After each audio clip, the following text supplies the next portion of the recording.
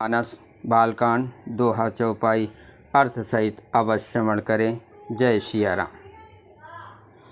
खारे समुद्र में तो इसका जन्म, फिर उसी समुद्र से उत्पन्न होने के कारण विष इसका भाई। दिन में ये मलिन, शोभाहीन, निस्तेज रहता है और कलंक की काले दाग से युक्त है।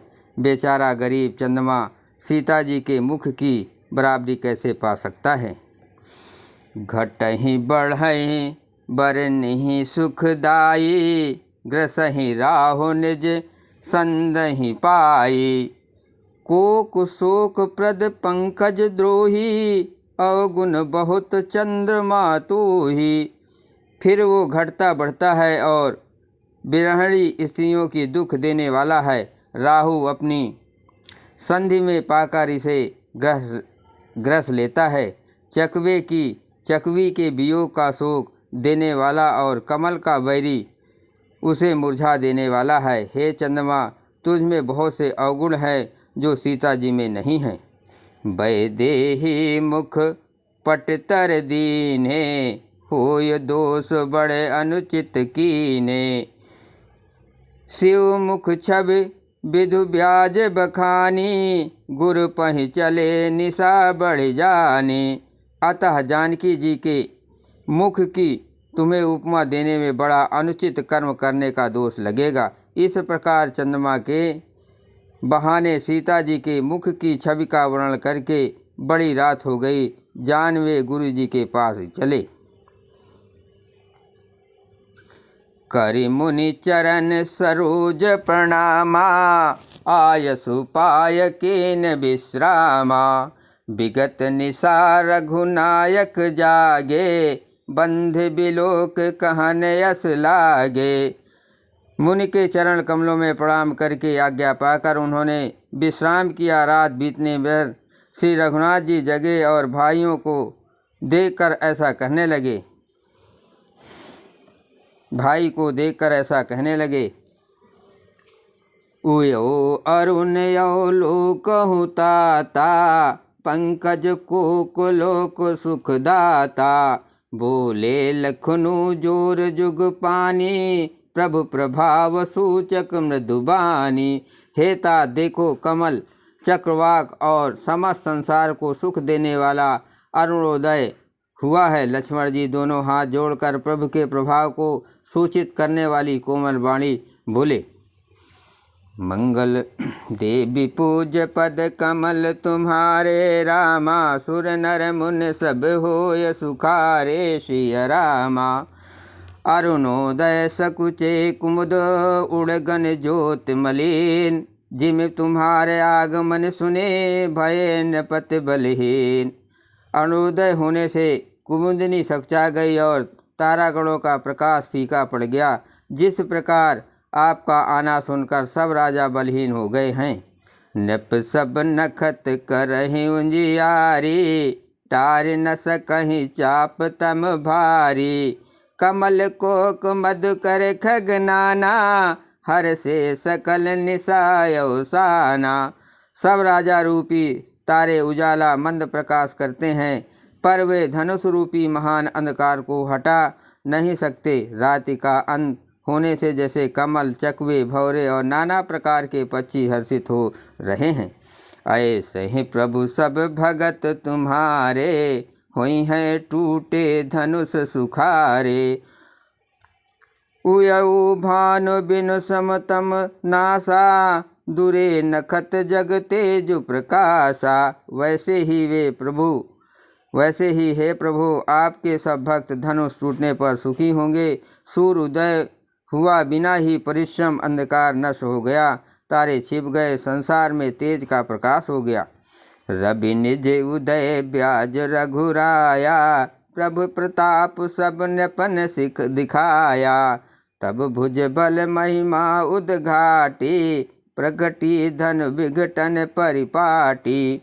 हे रघुनाथ जी, सूर्य ने अपने उदय के बहाने सब राजाओं को प्रभु आपका प्रताप दिखलाया है। आपकी भुजाओं के बल की महिमा को उद्घाटित करने, खोल दिखाने के लिए ही धनुष तोड़ने की ये पद्धत प्रकट हुई। बंधु बचन सुनि प्रभु मुस्काने, होय सुच सहज पुनीत नहाने। नित्य क्रिया कर गुर पहियाए, चरण सरोज सुभग सिर नाये। भाई के वचन सुनकर प्रभु मुस्कुराए। फिर स्वभाव से ही पवित्र श्री रामचंद्र ने शौच से निवृत्त होकर के स्नान किया और नित्य कर्म करके गुरु जी के पास गए। आकर उन्होंने गुरु जी के सुंदर चरण कमलों में सिर नवाया।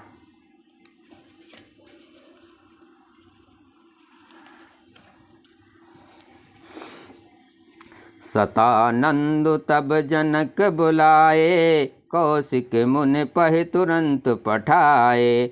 जनक विनय तिन आय सुनाई, हर से बोल लिए दो भाई।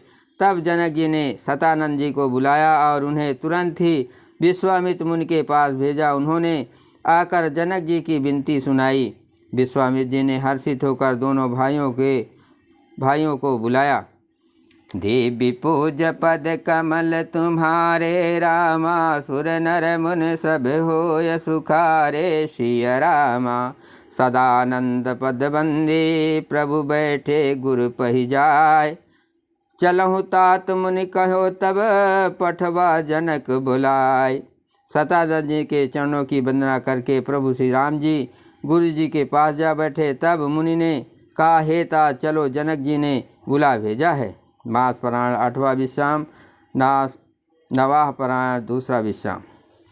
सीय स्वयंवर देख ही जाई, ईसु काहे घौ देहि बढ़ाई। लखन कहा जस भाजन सोई, नाथ कृपा तब जा पर होई। चलकर सीता जी के स्वयंवर को देखना चाहिए।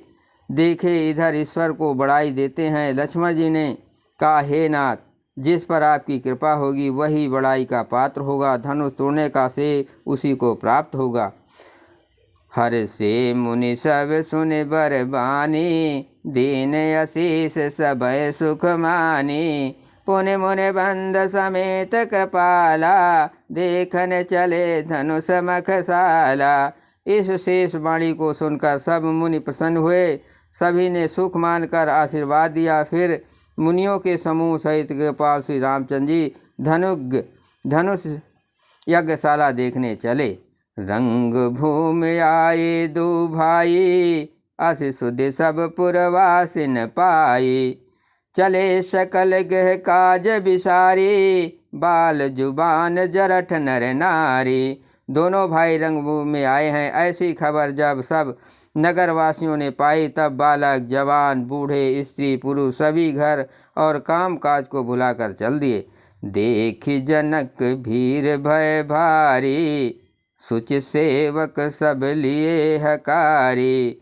तुरंत सकल लोगन पह जाऊ, आसन उचित देव सब काहू।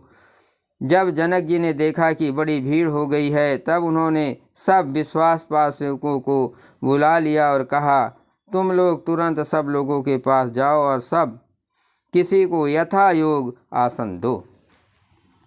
मंगल भव देवी पूज्य पद कमल तुम्हारे, रामा सुर नर मुनि सब होय सुखारे। सिया रामा कहि मृदु बचन विनीत, तिन बैठारे नर नार। उत्तम मध्यम नीच लगो, निज निज तल अनुहार। उन सेवकों के कोमल और नम्र वचन कहकर उत्तम मध्यम नीच और लघु सभी श्रेणी के स्त्री पुरुषों को अपनी अपनी योग स्थान पर बैठाया। बोलो सियापत रामचंद्र की जय।